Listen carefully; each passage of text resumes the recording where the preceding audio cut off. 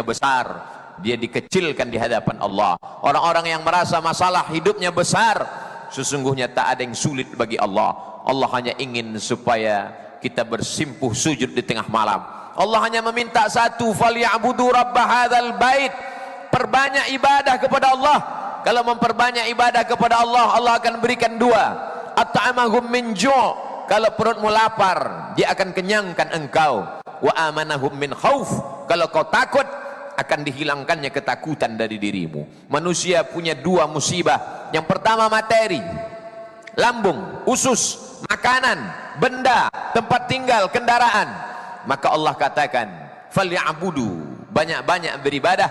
Kalau kau banyak beribadah, materimu dicukupkan Allah Subhanahu wa ta'ala.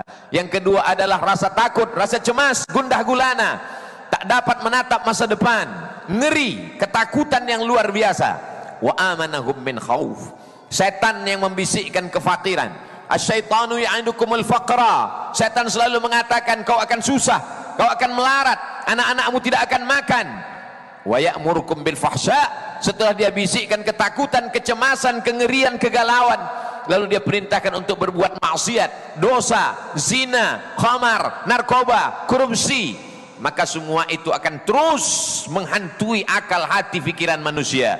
Illal muttaqun, kecuali orang yang takutnya sudah dia habiskan untuk Allah Subhanahu wa ta'ala. Kalau terlintas di hatimu bahwa ada yang lebih besar, maka bertakbirlah di hadapan Allah. Allahu akbar, Allahu akbar, Allahu akbar, la ilaha illallah, wallahu akbar, walillahil hamd.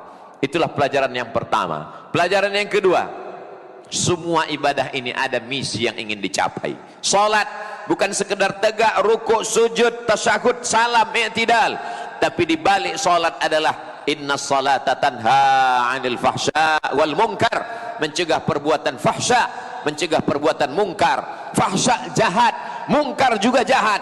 Apa bedanya? Fahsya kejahatan yang terkait dengan seksual, sedangkan mungkar kejahatan yang terkait non seksual. Korupsi, narkoba, zina, semua perbuatan-perbuatan itu tercegah kalau ada orang yang tetap sholat, perbuatan maksiatnya jalan. Sesungguhnya yang salah bukan ayat Al-Quran, tapi yang salah adalah manusia. Sama seperti obat yang dikatakan manjur, harganya mahal, impor dari luar negeri, tapi kenapa tidak dapat menurunkan gula darah? Bukan obatnya yang tidak manjur, tapi orang yang meminum obat itu tidak mengikuti aturan pakai, tidak mengikut aturan dokter, tidak sesuai dengan anjuran yang sudah disampaikan orang-orang yang mengatakan kalau kau ikuti aturan ini, makan obatnya, jauhi larangannya, maka kau akan sehat. Kesehatan hanya akan datang bukan hanya sekedar obat, tapi menjauhi segala pantangan-pantangan. Itulah yang ada dalam ajaran Islam. Islam ini hanya terdiri pada dua, ta'muruna bil ma'ruf, berbuat baik, wa tanhauna 'anil munkar, jauhi perbuatan tercela, perbuatan yang mungkar. Haji bukan hanya sekedar tawaf dan sa'i, bukan hanya sekedar mencium hajar aswad, bukan hanya sekedar lari dari Safa dan Marwah, bukan hanya sekedar menjemur diri bagi orang yang tidak faham. Apa ini? Pada tanggal 9, 10 Zulhijjah, wukuf di padang Arafah, lalu ke Musdalifah, melontar jumrah ula, wusta dan aqabah. Di balik itu semua, faman farada fihinnal hajja, siapa yang melaksanakan ibadah haji, fala rafatha, maka dia tidak melakukan perbuatan kejahatan seksual, wala fusuqa, dia tidak melakukan perbuatan kejahatan non seksual, fasik, wala jidal, lidahnya tidak kasar, caci maki, sumpah serapah. Jangan terjebak pada ritual ibadah. Berapa kali sholat, berapa kali melaksanakan umrah, ada tujuan, target, visi misi yang ingin dituju dari ibadah-ibadah itu. Bagaimana dengan puasa? Ya ayyuhalladzina amanu, hai orang-orang yang percaya. Yang diundang hanya orang-orang yang percaya bahwa setelah hidup dia ini akan mati. Yang diundang hanya orang-orang yang percaya bahwa dia diawasi oleh Allah, dia dilihat oleh malaikat. Ya ayyuhalladzina amanu, hai orang-orang yang percaya, kutiba alaikumusiyam, diwajibkan bagi kamu berpuasa. Bukan hanya kamu, orang-orang sebelum kamu pun juga sama. Kama kutiba alal ladzina min qablikum, target yang ingin dicapai, la'allakum tattaqun, supaya kamu takut kepada Allah Subhanahu wa ta'ala. Pada siang Ramadan, takut makan padahal makanannya halal, takut minum padahal minumannya halal, takut mendekati istri padahal sah dan halal.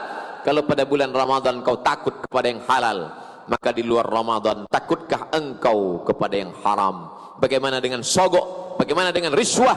Bagaimana dengan upeti?